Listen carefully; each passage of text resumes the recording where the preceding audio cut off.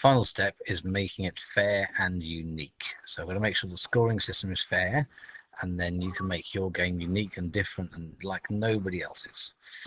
So let's check out the scoring system. At the moment, the mouse gets 1 point when it touches the red, and it gets 10 points when it touches the yellow, and the cat gets 10 points every time it touches the mouse.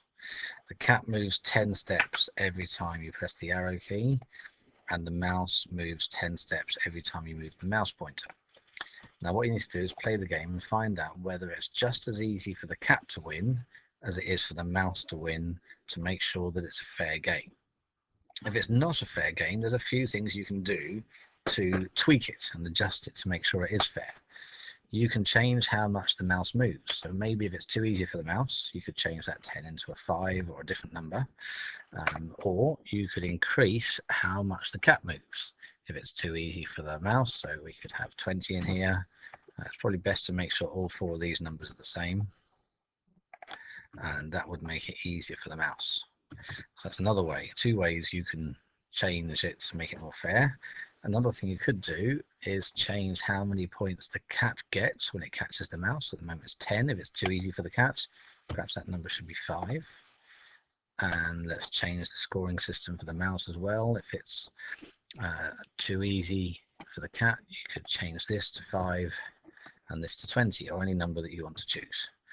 So there's a few ways of making sure that your game is fair, changing the number of steps that the sprites move and changing how many points they get for when they touch certain things.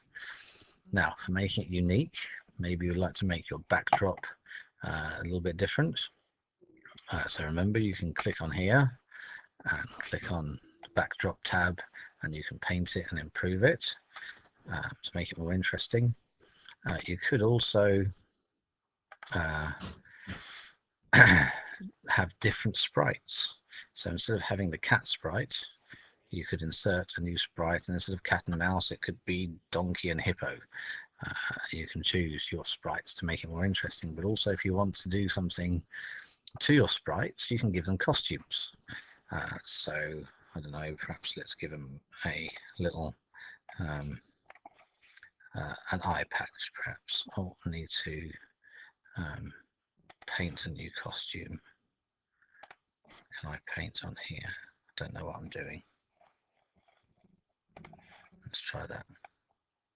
There we go. So let's make him look like Quasi from Octonauts and give him an eye patch. And you can see his eye patches. That's not very good, but you can do a better one than me. There we go. So he looks a bit like a pirate now. So look for ways of making your project unique and different to everyone else's.